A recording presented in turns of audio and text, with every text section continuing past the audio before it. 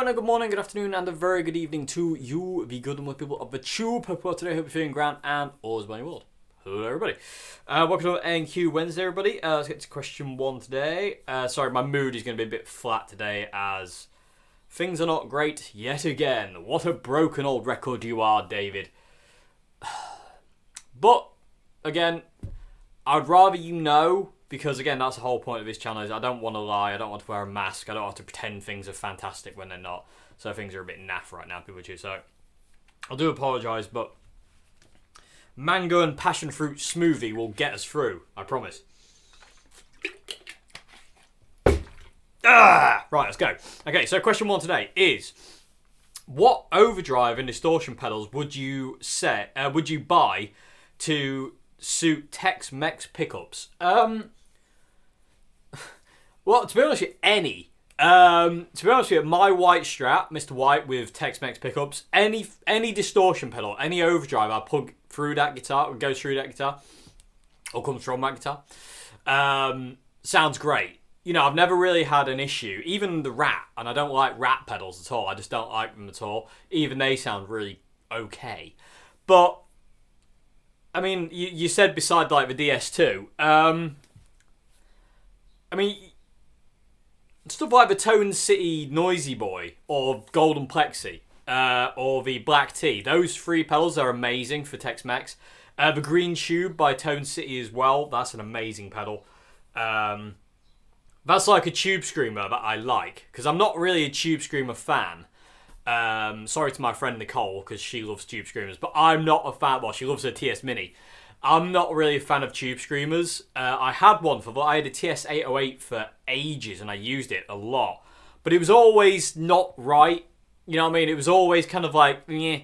And funny enough, I was watching a video the other day. It was a Rhett Shull video, actually, and he was talking about the reason he doesn't like Tube Screamers as well is because he already has a very mid-focused amp. So when you had a Tube Screamer on top of like a mid-focused amp, you just get more mids, and it kind of muddies the waters, and that's what I found. I found it just kind of got a bit clanky. So I didn't really, you know, that's definitely, I share his, what's the word I'm looking for there?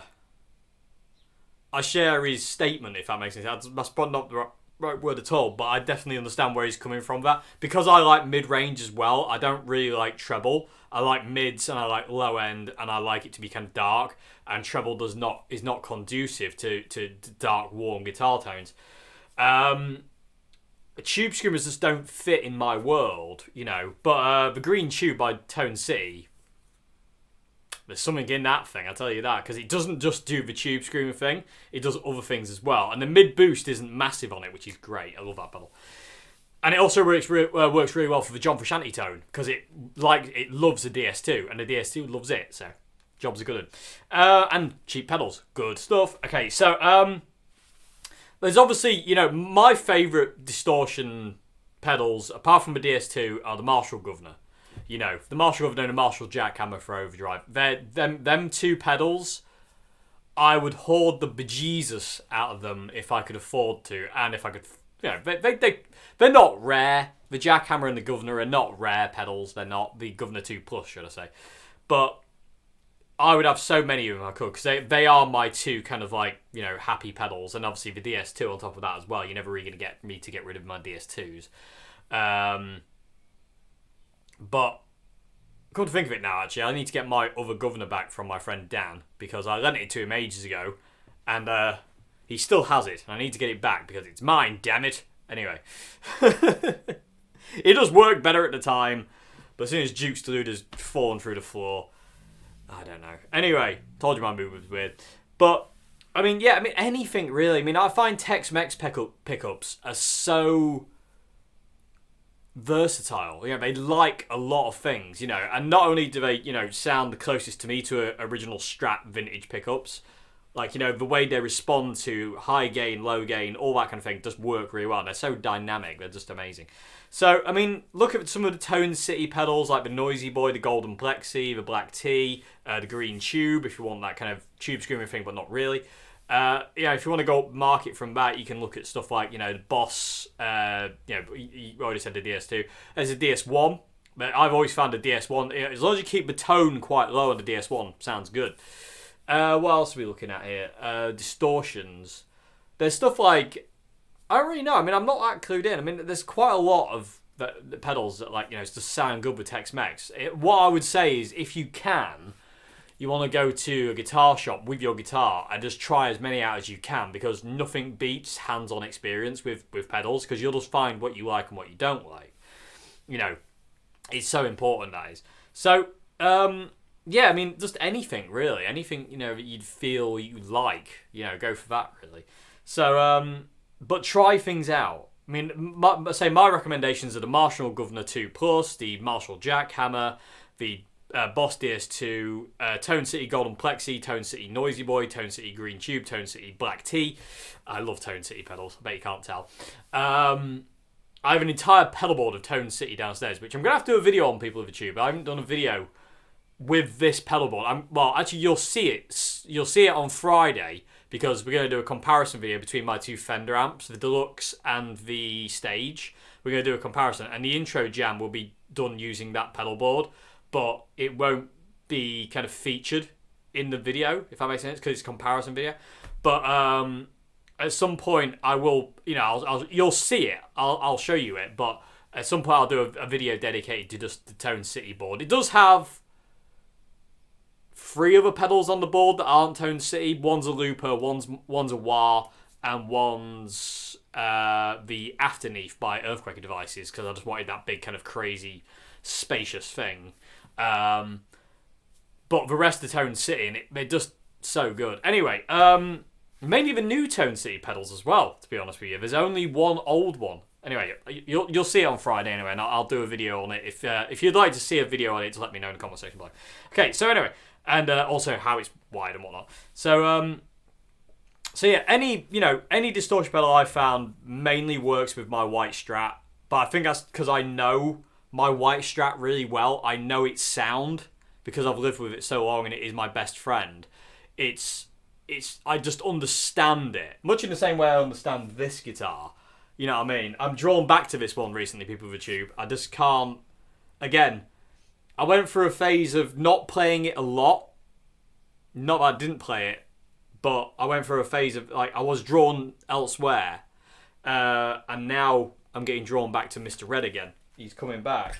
And again, this is the way guitars work. Some will talk to you sometimes, and then they won't another. You just got to be open to what they want. What music wants as well. It wants you to do this, it wants you to play that, it wants you to play this guitar, this effect. Because I'm getting a lot more drawn towards not using a drum machine as well in intro jams. I don't know why, but for some reason recently, but music has just been saying no drum machine for a while. You've got to get around not using the drum machine, basically. You need to find another way. And it wants me to use, like, the Mel 9 more to create these kind of things like this intro jam here, kind of a bit more kind of... It's not orchestral at all. That's total nonsense, because I couldn't do that if I tried. But that kind of big, kind of epic kind of sound that the Mel can do. So it wants more of that from me. So I'm not going to argue. That's what I'm going to give it. So yeah, the intro jam on a Friday should be quite an interesting one. It won't be using the Mel 9, but it would definitely using the Afterneath, and we'll see where we go with that one. Anyway, but yeah, no drums for a while. It's saying no drums. So I'm going to listen. I'm going to obey, because that's what we do. Okay, so, but as I say, distortion pedals, go and try as many out as you can. Like I say, nothing beats hands-on experience. I've told you my recommendations, but honestly, what I like, you might not. So really go and try things for yourself and to see what you prefer. Okay, so yeah, so I hope it's this question. I'm going to move on to question 2 now. So question 2 today is, do you ever incorporate fiddle tunes and reels into your playing? I have tried, but I find it really hard, because it's just an emulation of something I've already heard, and I don't really sit in it, if that makes any sense. Like, it's really hard for me to play a reel. It's just difficult for me to do. I don't know why. I mean, it's kind of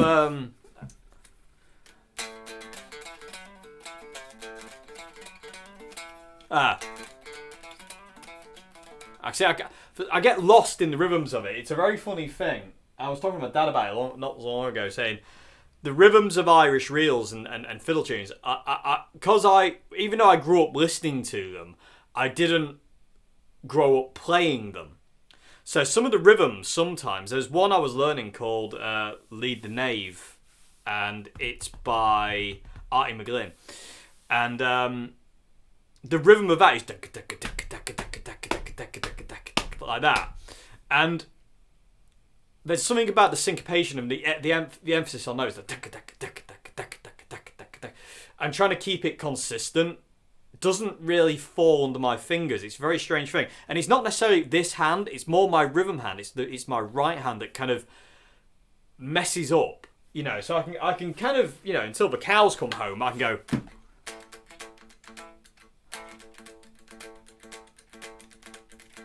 When I'm not too close to my magic cab, let me move out of the way because my arm's hitting it and I can't play properly. So I can kind of keep that going, but it's kind of inconsistent. It's not as good as what other people can do. Who these guys are actually.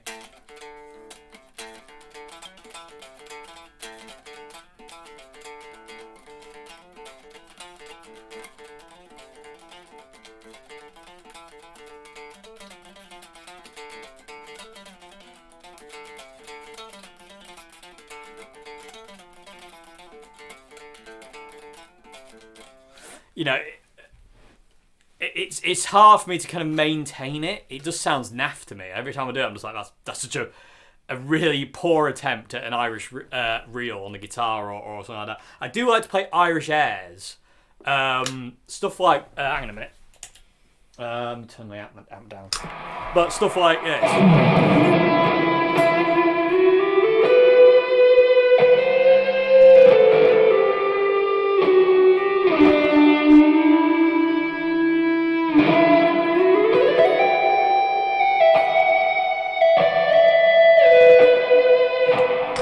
I like to do things like that because I like to try and, again, that comes down to my thing of trying to get the guitar to emulate a violin. So net pickup, DS2, lots of gain, dark but cutting sound. But I'm not there yet, and I played that way too fast, but I was kind of felt like I was a bit rushed. But that's another thing I need to work on recently as well. I'm speeding up. I need to slow down. Another thing music wants from me, it's like you're starting to play too fast. You need to slow yourself down and bring back down a bit. And again, that's what I'm working on now. So again, calm down. But I don't know. I just never seem to be able to get the feel right, and that's again that's everything. And that's super important to me. So when I can't get the feel right, it drives me insane. So I have to just keep going back and working on things. But the whole idea of kind of too much reverb. Turn that down. Probably still too much reverb. I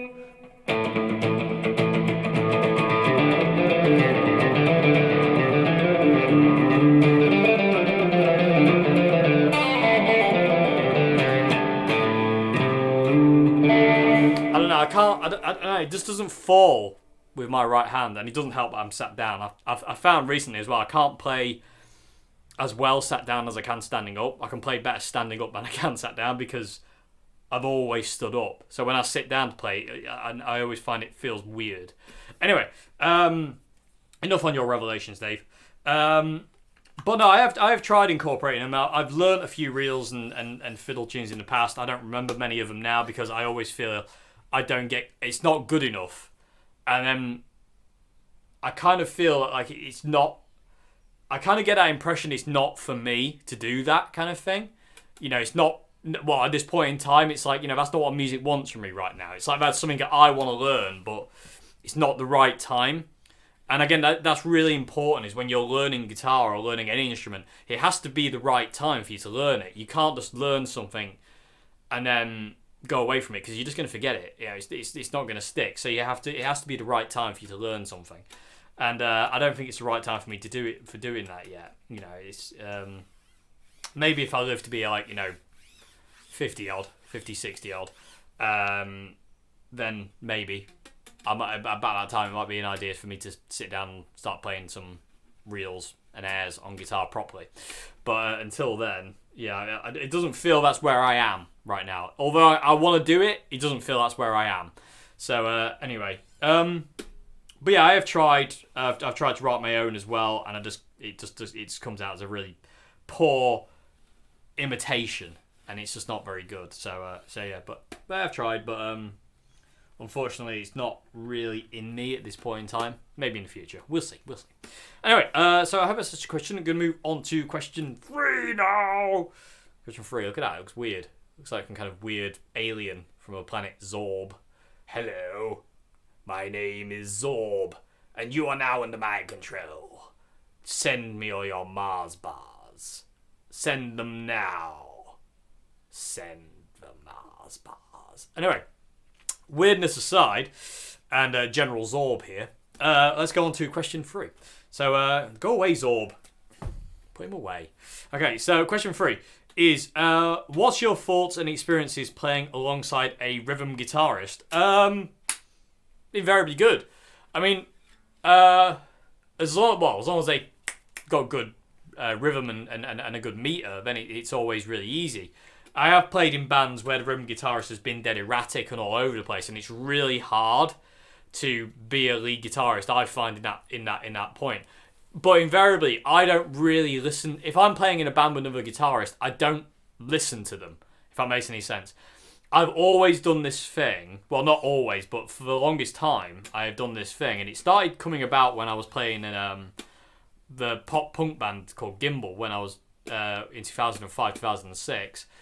It started coming about then that I started to notice that I play better and more unconsciously if I don't listen to my playing or another guitarist playing. If I listen to it initially started off as just listening to the hi-hat. And I like to lock in with the hi-hat. I was like, okay, I can. That's where it started. Then I realised I was locking in with just drums. I was like, oh, I'm just hearing the drums, and I can feel where I need to be. And I started to zone my playing out and the rest of it out, kind of thing. And then I realised that I like to hear bass and drums over everything. You know, over when I play. So now when I play, I try to zone my guitar playing out and focus on whatever's going on in the rhythm section, because it's a lot more inspiring to me than listening to what I'm doing. And it always guides me in the right direction. You know, for instance, like, you know, I just like what goes on in the rhythm section more. And it pushes me along, if that makes any sense. Like, you know, I don't like listening to my own guitar playing because I become over-analytical. And I'm like, that was terrible. And all of a sudden, I'm in this world of self-doubt. And I get really angry, and then there's swearing on stage at myself. And then I can't have a good gig, and I can't enjoy it because I'm too wrapped up in my own self playing. And then that's ego then, you know, and there's also self-loathing in there, and I don't want any of that. I find that if I lock into the drums and the bass, then I can put that aside, and I don't have to think about what I'm doing. Music's got that anyway. I don't have to think about it. I'm just a marionette. You know, it does what it wants with me, and if my brain kicks in, it shuts music out, and that's not a good thing. So if I can just kind of lock into the bass and the drums, then I can just go unconscious, and whatever's going to happen is going to happen, and I don't have to analyse mistakes or overanalyze mistakes or think about what I'm doing. I can just do it then, and it's unconscious thought, which is always better. You know, I don't want to be kind of like constantly thinking, like, you know, about am I doing this, am I doing that right, or this, that, and the other, or constantly thinking about mistakes I've made 3 songs back. You know, I don't want that. So locking in with the drums and the bass and only hearing them two really helps me. And in the past, when I've played in bands with another guitarist, I never listened to that guitarist. You know, I'll initially listen to them to start with, but I don't really care what they do, because the heart of a band is the drums and the bass. They're the drivers. You know, as a guitarist, we sit in the back seat. We don't sit up front. You know, you've got the drummer and the bass player. They're the ones that drive it. You know, they're the most important part of a band to me. You know, they just are. You know, everything else is, you know, well, apart from the song, obviously, but we're not talking about songs at this point in time. We're just talking about the members. To me, the most important members of the band are the bass player and the drummer. They really are, because they're the ones that hold it together. The guitarist can just go crazy, and just kind of like, lean out the window, screaming out the window at the top of his voice, going, wow, like that. But the bass player and the drummer are ones, they're both driving it and they're both navigating it themselves. And to them, that's really important. So, I find locking in with the drummer and the bass player is a lot better. So if initially if I would go into a band and I initially listen to the room guitarist and go, they've got a pretty good handle on what they're doing, then I'll just let them get on with what they need to do, and then I'll just go back to locking in with the drums and the bass again, because that's what I like to hear. That's what I find inspiring to me playing live, especially with trio now with with Karina and John Joe. It's listening to them two play off each other is really, really cool. I mean, we're still very much in the early phases of the trio of where we're going, but I love it. It feels great, and hopefully we can do some more gigs. But finding gigs is bloody hard. I'm not gonna lie. I've been putting out emails everywhere and I've received 0 replies. So that's always good and uplifting to know. So yeah. People recommend you venues and you email the venue and then you just get nothing back. So it's actually been it's probably been about 3 or 4 months since I started emailing, and I've still heard nothing back. That's multiple emails as well. Can't get gigs, and it's very depressing. Anyway, I bet you can't tell I'm a bit bitter about that. Anyway, but yeah, I mean, thoughts playing along room guitarist. If a room guitarist is good, then they can do what they want to do. I'll interact with them definitely, but I won't listen to them. And that's not me being ignorant. It's just that I lock in more with the heart of the band, which is, again, to me is the drums and the bass. They are the most important aspect of a band. If your drummer's great and your bass player's great, you're sorted. You really are. And then the guitar can just kind of sit back from that. It really is that kind of thing. Because I always kind of like, the way I see the trio is kind of like, Karina and John Joe are a top dog. They are top dog. And above them is the songs. So it's like, there's the songs, then there's Karina and John Joe, and then there's me and the vocals, below that. Because it's all about getting the song across, and also being tight with it and on the spot with it, and John Joe and Karina are really good at that. So and they've been playing together for a long time before Karina joined the trio. So all's well. So anyway, but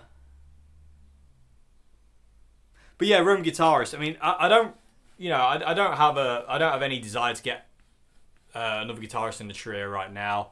Like I say, my ideal band would be 3 guitarists in a band, so I could cover all aspects of what I want to do. But it's not really a possibility right now. But I'm not really looking for it either. It's not what music wants right now. So anyway, but yeah, I mean, in the past I've played with a good rhythm guitarist. I've played with really bad rhythm guitarists. Invariably, what seems to happen with me, and this became like a running trend, and I don't know why, but what seemed to happen with me more often than not was I would join the band as a lead guitarist. So I would ask to join, or I'd fall in. I've never been asked to join a band. I've just kind of like fallen into bands. It's well weird. I've never been asked to kind of like, much in the same way Jerry McAvoy was never asked to join Rory Gallagher.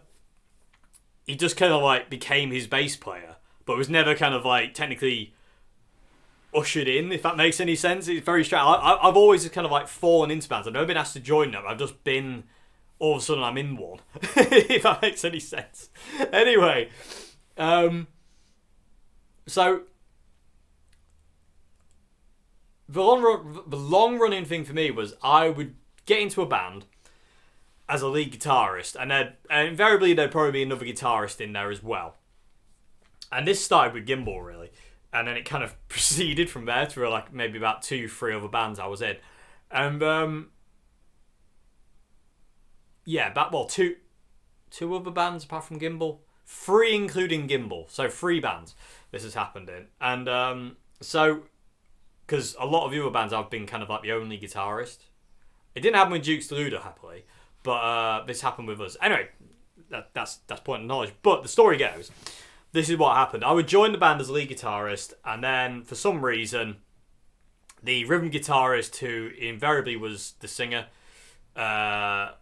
didn't like the fact of... Well, they thought I was stealing their thunder by being the lead guitarist, and I play like I play. You know, I do what I do. When I go on stage, I play like I play, and I do what I do. That's my job. I'm a lead guitarist, so I'm there to embellish certain parts of the song. I'm there to do guitar solos. I'm there to make the song add a little bit more to the song, and you know, try and make it and try and perform it the best way I can to make the song happy. Invariably, what seemed to happen was these other guitarists thought I was stealing their thunder, and eventually I would get moved back from doing lead in every song to maybe doing, out of a 10-song set, maybe doing 8 songs where I'll do lead on, and then the 2 other songs would go to the other guitarist where he would do lead. And then that got pushed back a bit more, so it's 50-50. And all of a sudden, I'm just a rhythm guitarist, and I get confused at that point because I'm like, well, I'm not bringing anything anymore. And all of a sudden, all my rights are revoked. You know, all my guitar parts are revoked, and I'm playing C and F for 8 minutes. And at that point, I usually quit, because at that point, it's not going to help me be a better musician or a better guitarist or a better, you know, anything, because I'm no longer stretching. It's too easy, you know. At that point, you're not stretching yourself, and you got to stretch yourself. You got to be on. I always feel when you're playing live, especially, is you've got to be right on the limit. You've got to push yourself to your absolute limit of what you can do in that moment. Yeah, I don't want to have to ever phone things in, and unfortunately, some of these gigs where I was in these bands, I was phoning it in, because it was just like, well, this isn't challenging. This isn't pushing me as a musician, and I don't like that, because I like to be pushed and kind of like, you know, really go, oh my god, I've got to keep up here. You know, I like that more than just kind of like going that, which is boring. You know, and I don't like that. I want to be able to stretch and push and really kick myself, basically. Go, that kind of thing, you know. Anyway, but yeah, be that for what it may. But, sorry, this has gone off massively on tangent, hasn't it? But I do apologise, but hopefully it makes some kind of sense. But yeah, that happened to me like 3 times. And I kind of, in the last band that happened, I kind of saw it coming. So if I ever get into a band in the future where I've got another guitarist to kind of contend with who might be like that, I won't join them. Basically, it'd be, if I get that feeling, I think I'll get it pretty early next time, because I know what to look for. I'd just be like, oh, this isn't for me, because I'm not going through it again. You know, it's very, very depressing, and it's just not very nice. And you know, if you hire me as a lead guitarist, let me be a lead guitarist. You know, I don't feel I'm stealing your thunder. I'm not stealing. If you want me to stand off stage and play until you can't see me, I'll do that. You know, it doesn't matter to me as long as I'm playing the guitar. I don't give a monkeys where I am. You know, but I don't set out to steal people's fun. I'm not that kind of person. I'm not a show off. You know, I don't like doing that. I hate the idea of being a show off. You know, so I apologize on my phone. But yeah, I'll be back in 1 sec. Okay, sorry about that, everyone. Just got some news that's very, very good. So I'm a little bit happier now. So anyway, I hope it's such a question anyway. I'm going to have to move on to question 4, because that was far longer than I expected that to go on for. Anyway, well, I've just had good news, but it could be all for naught if something else proves to be funny. That's very cryptic, and I do apologise, but I kind of don't want to. I don't really want to say too much about it. It's not really kind of relevant, if that makes any sense, to anybody but me and people around me. Okay, so anyway, but that's made my day, so I'm happy. So anyway, question 4. Let's go on to question 4 now. So question 4 today is, how does one go about getting a better guitar tone? I do apologise for my phone again. How do you go about getting a better tone? I mean, it's just subjective. You know, tone is totally subjective. So basically it just comes down to what you like. I mean, I always knew from day one, well, not day one of guitar playing, but very early on of playing guitar, I fell in love heavily with John Frusciante's guitar tone. So that's what I always wanted. And it took me on years and years and years of exploration and experimenting and failing and little successes here and there to get as close as I can to that sound. You know, and I feel that now, I feel my tone is very close to John's, but with a slight difference. And that's fine by me. You know, I've actually stopped kind of totally pursuing his sound now, because where my sound is, I'm happy with it.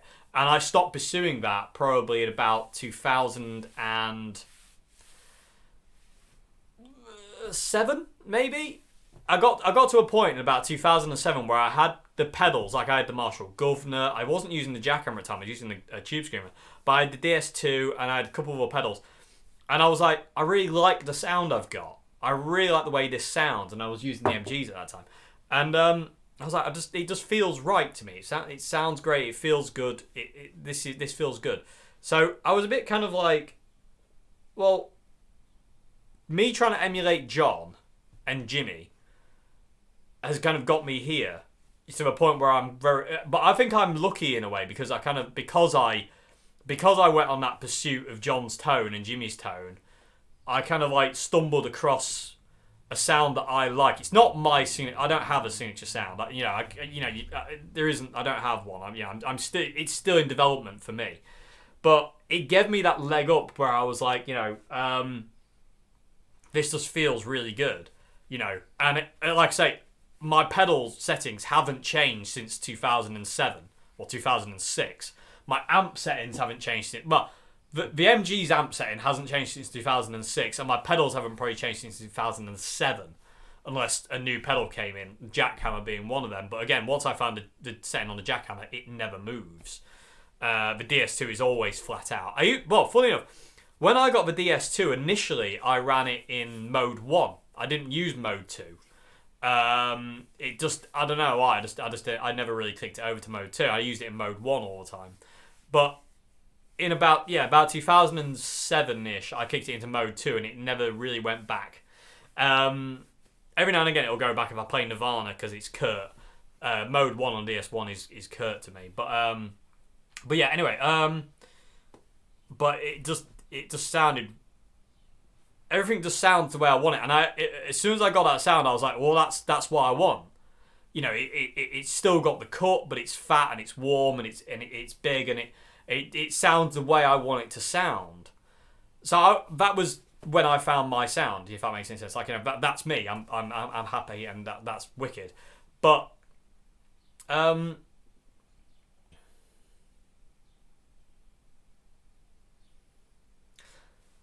it doesn't happen to everybody that way. What I would say, if you want to get a better tone, is start looking at your heroes' tones, whoever that may be. You know, start looking at people who inspire you. And what is it about their guitar? If it's their guitar tone, it might just be their playing. It might not be their tone. But what is it about guitar tones that you like? And then go for that. Try and emulate that. Go, well, I like this part of this person and that part of that person. So how can I get this part and that part to work together? You know, because I've always wanted to kind of like combine John Frusciante and Jimi Hendrix and Rory Gallagher and Peter Green and Mike McCready. That's what I want. I want to get those 5 and smash them together into a big ball of tone. And that, you know, that's what I want. I'm nowhere near it, but that's what I'm working towards now. With my sound. I mean, in all fairness, like, my sound never really changes. I again, consistency is my thing and I love it. So I never really change it, but there are times when I experiment to see if something I want to change. Like, I'll turn the mid-range up a bit more on the Governor. Invariably it gets turned back down again because I just don't like it, and I'm so used to the sound and the way it is now.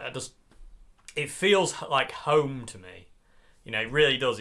All my setups feel like home to me, and I know what I want.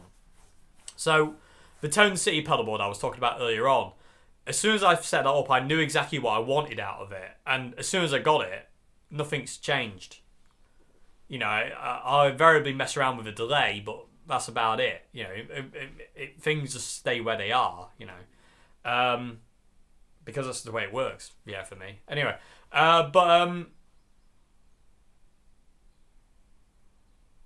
get me again, and again, just coming back down to that thing. Tone is subjective. You know, it's again, and you've got to go by what you want, not by what somebody else wants or somebody else likes. You have to go by what you want. So if somebody says, "Oh, I don't like your tone," that's fine. They don't have to. It's yours. You know, I've had loads of people comment on my tone throughout the years saying they hate it because it sounds too dark and muddy and there's not enough treble in it. They're not wrong on the lack of treble in it being dark. That's what I like. That's the way I like it to sound. But are they wrong for saying that my sound is wrong? Yes. Because that's the way I want it to sound. That's the way I want my guitar tone to sound. You know, and that's the way I've always wanted it to sound. You know, from day dot. I've always wanted that kind of, and again, I always want to kind of emulate a violin. It never really comes across that way, but that's where I'm going with it. But like sustainy thing. But yeah, that's kind of, it's all subjective. You know, you have to just judge your tone on what you like. Go after what you like. If you want a tone like Jimi Hendrix, go for it. If you want a tone like John Mayer, go for it. If you want a tone like Dave Gilmour, Mark Knopfler, Dimebag Darrell, whoever, go for that. You know, go for that and try different things and experiment and mess about and just, you know, just have a bit of just have fun as well with it. You know, never kind of like go, oh, but I've got to get a better tone. It's like, you know, don't ever see it that way. Just go, let's have a laugh. Let's see what we can get today. I did an intro jam. I think it was Monday. I forget. I don't remember when. But I did an intro jam where I was like, I want a really, well, I didn't want, but music really wanted a unique tone. And I was well on board with that because what it says, I'm like, yeah, let's do it. You know, it knows best. And I'm always excited for what music's going to tell me to do next because it's like, right, for this one, we need to get a very kind of different kind of sound. I'm like, awesome. So for that intro jam, I forget which one it is. I'm pretty sure it was the CR120 shootout, the one on Monday. I could be wrong. But it's not 100 million miles away off my normal sound. But what I did do is I had the Past Effects chorus on, but I had the chorus dial all the way down. So it was very, very light chorus. There was barely any, but it is there. And what I did then, I put the WHX wah on by Triangular Labs. And I had that wedged, kind of like, you know, if that's the bass plate and that's the foot plate, it was kind of like quite far back. Not heel down all the way, but not toe down all the way, but not in the middle. There was like a point I found where it was kind of honky. It had its nose kind of pinched. And then I had a delay on it. And I think I had the Mel 9 on the clarinet setting on as well. And it just gave this really cool sound. I mean, it wasn't a million miles away from what I normally go for. And that's fine by me. But it was just a little bit different. And it just seemed to fit in there a little bit differently. And I liked it. And again, music was happy. So I'm not going to complain. Well, I hope it was happy. It felt like it was, if that makes any sense. Anyway, but yeah, so...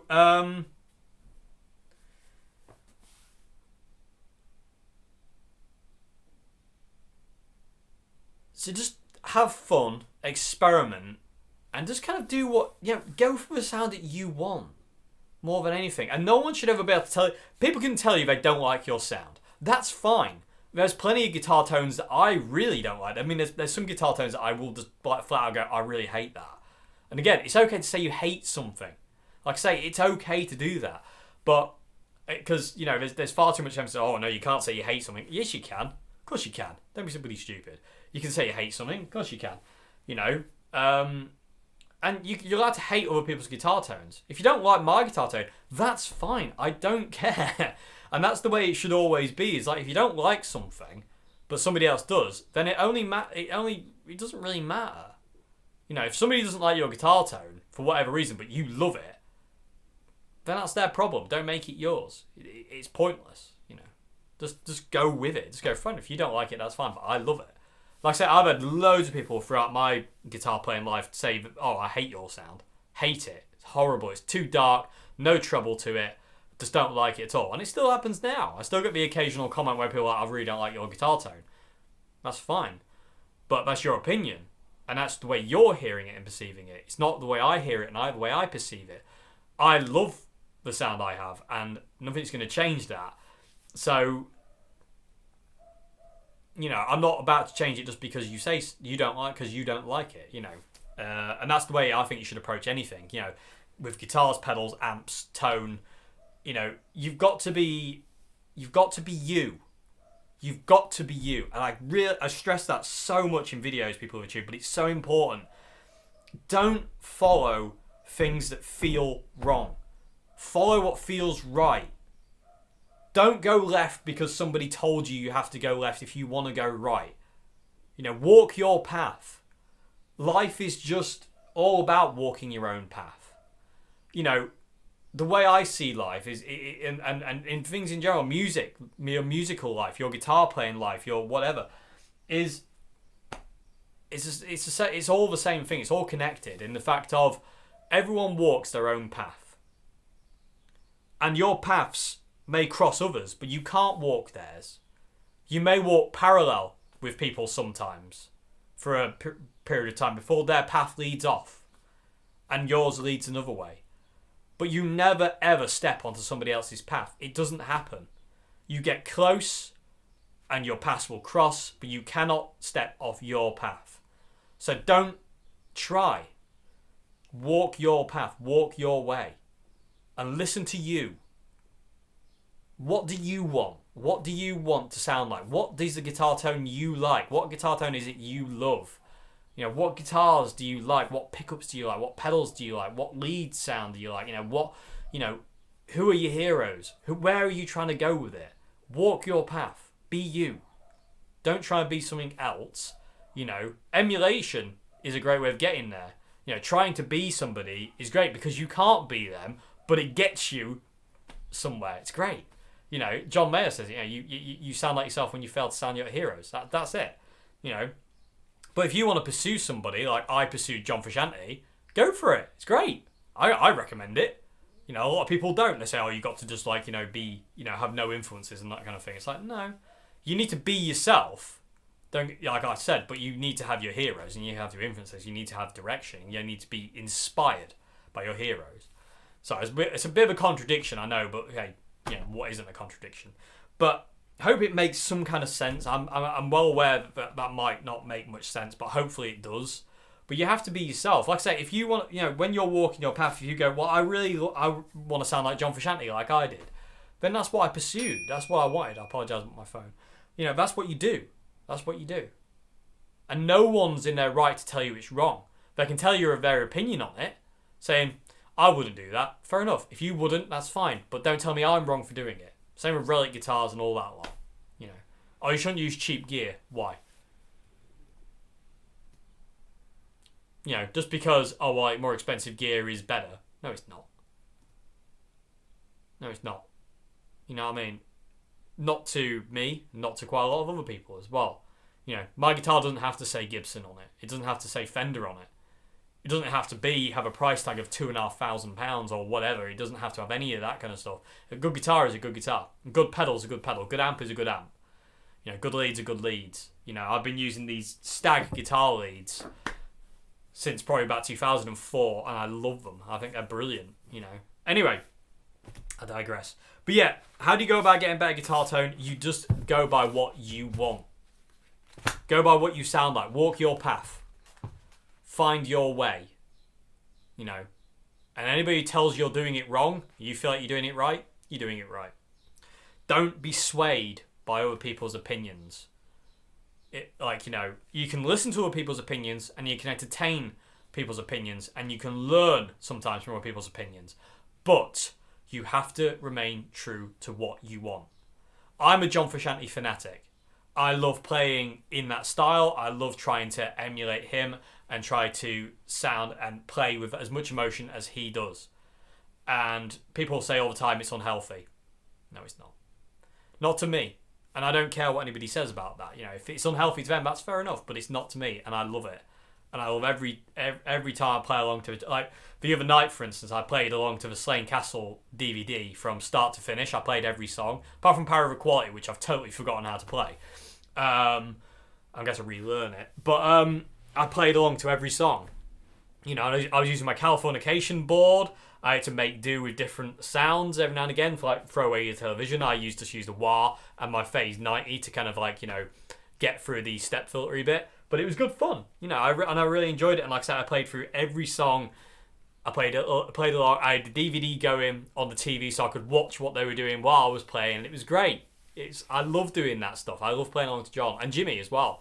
Jimmy's a lot hard to play along to, but you know, it's just because it's crazy, but it's cool. Anyway, same with Mike McCready and Rory Gallagher and Peter Green. Anyway, but yeah, it's all subjective. You know, if you like your sound, stick with it. You know, if you don't like it, go on the hunt. That's fun as well.